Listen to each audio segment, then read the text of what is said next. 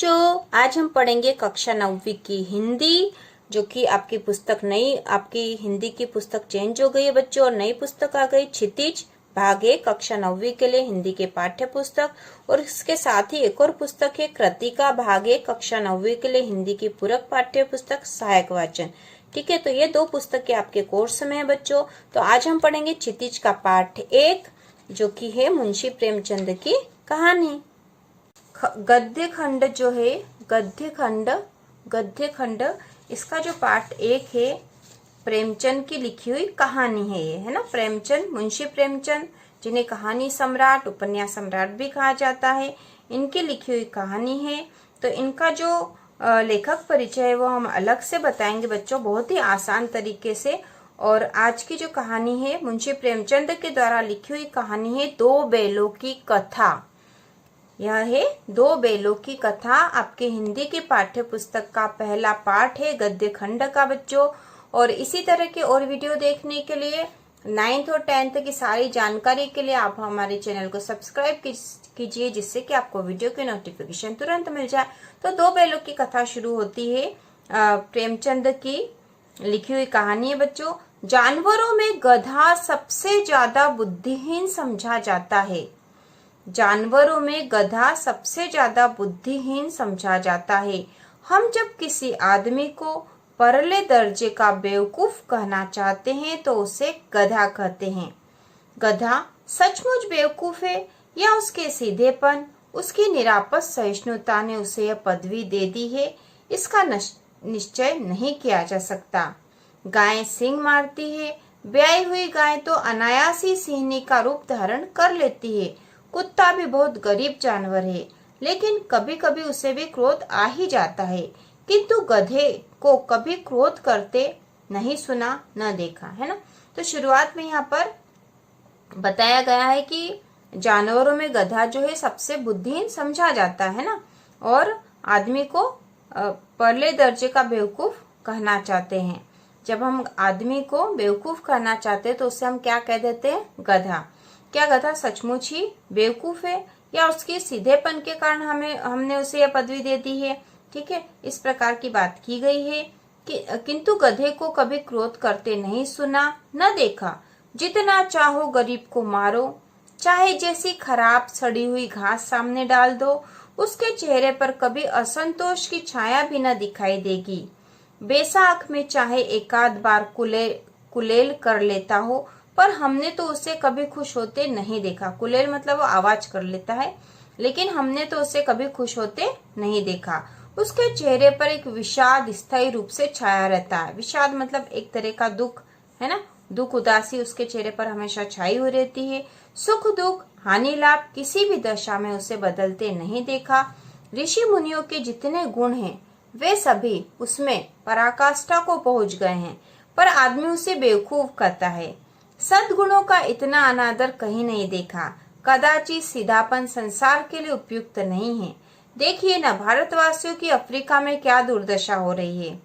क्यों अमेरिका में उन्हें घुसने नहीं दिया जाता? अब यहाँ पे सीधे लोगों की तुलना किससे की जा रही है? भारतवासियों से, है ना, कि भारतवासियों की अफ्रीका में क्या दुर्दशा हो रही है, क्यों अमेरिका में उन्हें घुसने नहीं दिया जाता।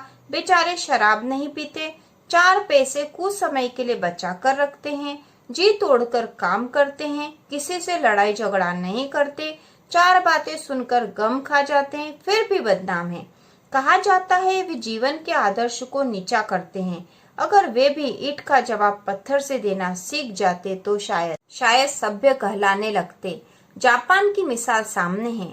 एक ही विजय ने उसे संसार की सभ्य जातियों में गण्य बना दिया। लेकिन गधे का एक छोटा भाई और भी है ना। गधे का एक छोटा भाई भी है, क्या आपको पता है? जो उससे कम ही गधा है, और वह है बैल। बैल को गधे का छोटा भाई, यहाँ पे कहानी जो कार है प्रेमचंद, उन्होंने कहा है जिस अर्थ में हम गधे का प्रयोग करते हैं, कुछ उसी से मिलते जुलते अर्थ में बछिया के ताऊ का भी प्रयोग करते हैं। बछिया के ताऊ किसके लिए प्रयोग किया गया है? बैल के लिए। कुछ लोग बैल को शायद बेवकूफों में सर्वश्रेष्ठ कहेंगे, मगर हमारा विचार ऐसा नहीं है। बैल कभी कभी मारता भी है, कभी कभी अड़ियल बैल भी देखने में आता है। और भी कई रीतियों से अपना असंतोष प्रकट कर देता है, अतः उसका स्थान गधे से नीचा है। झूरी काछी के दोनों बैलों के नाम थे हीरा और मोती। बच्चों अब कहानी शुरू हो रही है। गधे और बैल की बात करने के बाद हम यहाँ पर जब हमने जानवरों की बात कर ली, उसके बाद यहाँ कहानी शुरू हो रही, क्योंकि वो तुलना करना और उसके बारे में बताना जरूरी था। तो यहाँ पे झूरी काछी जो है इनके दो बैल हैं, हीरा और मोती। दोनों पछाई जाति के थे, देखने में सुंदर, काम में चौकस, दिल में ऊंचे। बहुत दिनों साथ रहते रहते दोनों में भाईचारा हो गया था। दोनों आमने सामने या आसपास बैठे हुए एक दूसरे से मुख भाषा में विचार विनिमय करते थे। एक दूसरे के मन की बात कैसे समझ जाता था हम नहीं कह सकते। अवश्य उनमें कोई ऐसी गुप्त शक्ति थी जिससे जीवों में श्रेष्ठता का दावा करने वाला मनुष्य वंचित है। दोनों एक दूसरे को चाटकर और सूंघकर अपना प्रेम प्रकट करते। कभी कभी दोनों सींग भी मिला लिया करते थे, विग्रह के नाते से नहीं, केवल विनोद के भाव से, आत्मीयता के भाव से। जैसे दोस्तों में घनिष्ठता होते ही धोल धप्पा होने लगता है। इसके बिना दोस्ती कुछ फुसफुसी, कुछ हल्की सी रहती है, जिस पर ज्यादा विश्वास नहीं किया जा सकता। जिस वक्त दोनों बैल हल या गाड़ी में जोत दिए जाते और गर्दन हिला हिला कर चलते, उस वक्त हर एक की यही चेष्टा होती कि ज्यादा से ज्यादा बोझ मेरी ही गर्दन पर है। दिन भर के बाद दोपहर या संध्या को दोनों खुलते तो एक दूसरे को चाट चूट कर अपनी थकान मिटा लिया करते। नांद में खली भूसा पड़ जाने के बाद दोनों साथ उठते, साथ नांद में मुंह डालते और साथ ही बैठते थे, है ना बच्चों। तो यहाँ पे नांद का मतलब है जहाँ पर उनके लिए खाने के लिए खली और भूसा डाला जाता था। एक मुंह हटा लेता तो दूसरा भी हटा लेता था। संयोग की बात, झूरी ने एक बार गोई को ससुराल भेज दिया। बैलों को क्या मालूम कि वे क्यों भेजे जा रहे हैं। यहाँ पे गोई मतलब यह जोड़ी है ना, बैलों की जोड़ी। और बैलों की जोड़ी कौन सी थी बच्चों? हीरा और मोती, जो कि बैलों के नाम थे। तो बैलों को क्या मालूम वे क्यों भेजे जा रहे हैं। समझे मालिक ने हमें भेज दिया, अपना यूं बेचा, अच्छा लगा या बुरा कौन जाने। पर झूरी के साले गया को घर तक गोई ले जाने में दांतों पसीना आ गया, है ना। झूरी जो है, झूरी काछी के दो बैल थे बच्चों, हीरा और मोती। और यहाँ पर उसके जो साले थे जो कि बैल ले जा रहे थे, उसका नाम था गया। ठीक है, गया नाम था उसका। और उसको बैलों की जोड़ी ले जाने में, बैलों को ले जाने में दांतों पसीना आ गया, मतलब बहुत मेहनत करनी पड़ी और बहुत परेशान हो गया। पीछे से हाँकता तो दोनों दाएं बाएं भागते, पगहिया पकड़कर आगे से खींचता तो दोनों पीछे को जोर लगाते, मारता तो दोनों सींग नीचे करके हुंकारते। अगर ईश्वर ने उन्हें वाणी दी होती तो झूरी से पूछते, तुम हम गरीबों को क्यों निकाल रहे हो? हमने तो तुम्हारी सेवा करने में कोई कसर नहीं उठा रखी। अगर इतनी मेहनत से काम न चलता था तो और काम ले लेते।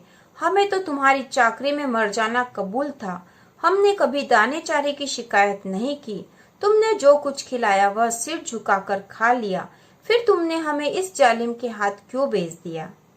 संध्या समय दोनों बैल अपने नए स्थान पर पहुंचे। दिन भर के भूखे थे, लेकिन जब नांद में लगाए गए तो एक ने भी उसमें मुंह न डाला। दिल भारी हो रहा था। जिसे उन्होंने अपना घर समझ रखा था वह आज उनसे छूट गया था। यह नया घर, नया गांव, नए आदमी उन्हें बेगानों से लगते थे। दोनों ने अपनी मुख भाषा में सलाह की, एक दूसरे को कनखियों से देखा और लेट गए। कनखियों मतलब आंखों की कोरों से देखा एक दूसरे को और लेट गए। जब गांव में सोता पड़ गया तो दोनों ने जोर मारकर पगहे तुड़ा डाले और घर की तरफ चले। गांव में सोता पड़ गया मतलब जब गांव के लोग सो गए, उस समय रात हो गई, उस समय की बात है कि वो अपने पगहे तुड़ा डाले। उन्होंने पगहे मतलब जिस रस्सी से उन्हें बांधा गया था वो तोड़ डाले और घर की तरफ चले। पगहे बहुत मजबूत थे। अनुमान न हो सकता था कि कोई बैल उन्हें तोड़ सकेगा। पर इन दोनों में इस समय दूनी शक्ति आ गई थी। एक एक झटके में रस्सियां टूट गई। झूरी प्रातः काल सोकर उठा तो देखा कि दोनों बैल चरनी पर खड़े हैं। दोनों की गर्दनों में आधा आधा गराव लटक रहा है। घुटने तक पांव कीचड़ से भरे हैं और दोनों की आंखों में विद्रोहमय स्नेह झलक रहा है। ठीक है, तो बैल वापस कहाँ आ गए? अपने घर झूरी काछी के यहाँ आ गए थे। झूरी बेलों को देखकर स्नेह से गदगद हो गया। उसे बहुत, झूरी काछी को अपने बेलों से बहुत प्रेम था, इसलिए वह देख कर स्नेह से गदगद हो गया। दौड़कर उन्हें गले लगा लिया। प्रेमालिंगन और चुंबन का वह दृश्य बड़ा ही मनोहर था। घर और गांव के लड़के जमा हो गए और तालियां बजा बजा कर उनका स्वागत करने लगे। गांव के इतिहास में यह घटना अभूतपूर्व न होने पर भी महत्वपूर्ण थी। बाल सभा ने निश्चय किया, दोनों पशुवीरों को अभिनंदन पत्र देना चाहिए। कोई अपने घर से रोटियां लाया, कोई गुड़, कोई। एक बालक ने कहा, ऐसे बैल किसी के पास न होंगे। दूसरे ने समर्थन किया, इतनी दूर से दोनों अकेले चले आए। तीसरा बोला, बैल नहीं है, वे उस जन्म के आदमी हैं। इसका प्रतिवाद करने का किसी को साहस न हुआ। झूरी की स्त्री ने बैलों को द्वार पर देखा तो जल उठी, बोली, कैसे नमक हराम बैल है कि एक दिन वहां काम न किया, भाग खड़े हुए। झूरी अपने बैलों पर यह आक्षेप न सुन सका। नमक हराम क्यों है? चारा दाना न दिया होगा तो क्या करते, है ना। झूरी और उसकी पत्नी के बीच में यह बात हो रही है, क्योंकि उसकी पत्नी जो है, उसकी स्त्री जो उसको पसंद नहीं आया था, क्योंकि बैल उसका भाई ले गया था और वहां पर काम न करके वो वापस आ गए थे। स्त्री ने रोब से कहा, बस तुम ही तो बैलों को खिलाना जानते हो, और तो सभी पानी पिला पिला कर रखते हैं। झूरी ने चिढ़ाया, चारा मिलता तो क्यों भागते? स्त्री चिड़ी, भागे इसलिए कि वे लोग तुम जैसे बुद्धुओं की तरह बैलों को सहलाते नहीं, खिलाते हैं तो रगड़ कर जोतते भी हैं। ये दोनों ठहरे कामचोर, भाग निकले। अब देखूं कहाँ से खली और चोकर मिलता है। सूखे भूसे के सिवा कुछ न दूंगी, खाए चाहे मरे। वही हुआ। मजूर को कड़ी ताकीद कर दी गई कि बैलों को खाली सूखा भूसा दिया जाए, है ना। कड़ा निर्देश, कड़ी ताकीद मतलब कड़ा निर्देश दे दिया गया था, जो कि झूरी की स्त्री ने दिया था कि बैलों को खाली सूखा भूसा दिया जाए। बैलों ने नांद में मुंह डाला तो फीका फीका, न कोई चिकनाहट न कोई रस, क्या खाए। आशा भरी आंखों से द्वार की ओर ताकने लगे। झूरी ने मजूर से कहा, थोड़ी सी खली क्यों नहीं डाल देता बे? मालकिन मुझे मार ही डालेगी। चुरा कर डाल आ। न दादा, पीछे से तुम भी उन्हीं किसी कहोगे।